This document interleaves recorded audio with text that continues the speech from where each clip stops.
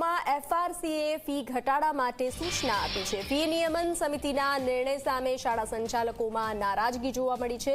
રાજ્યના અન્ય શહેરોમાં એફઆરસીએ ફી વધારાને મંજૂરી આપી છે। રાજકોટમાં 70 પૈકી 25 શાળામાં ફી ઘટાડાનો આદેશ આપવામાં આવ્યો છે। 15 શાળાઓની ફી 3 વર્ષ માટે ફ્રીઝ કરવાનો આદેશ આપવામાં આવ્યો છે।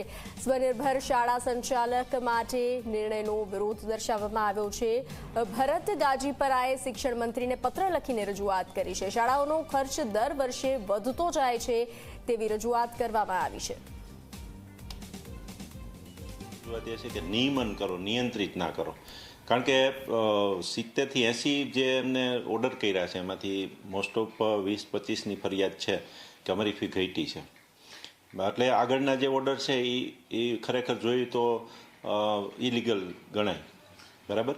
અને બાકીનાને ફ્રીઝ કરી। મોસ્ટ ઓફ ફી છે એ જે 22-23માં હતી એ જ ફી એને કન્ટિન્યુ 24-25 ને 26-27માં આપી। હવે એ શાળાઓ કેવી રીતે ચલાવી શકાય? દર વર્ષે શિક્ષકોનો 10% પગાર વધારો આપી છે। સરકારની 3 યોજના છે, જ્ઞાન શક્તિ, રક્ષા શક્તિ અને ત્રીજી છે જ્ઞાન સાધના। હવે સરકારે એમાં વગર ઓડિટ જોઈએ 7%નો વધારો આપ્યો છે મોંઘવારીના અનુલક્ષીને।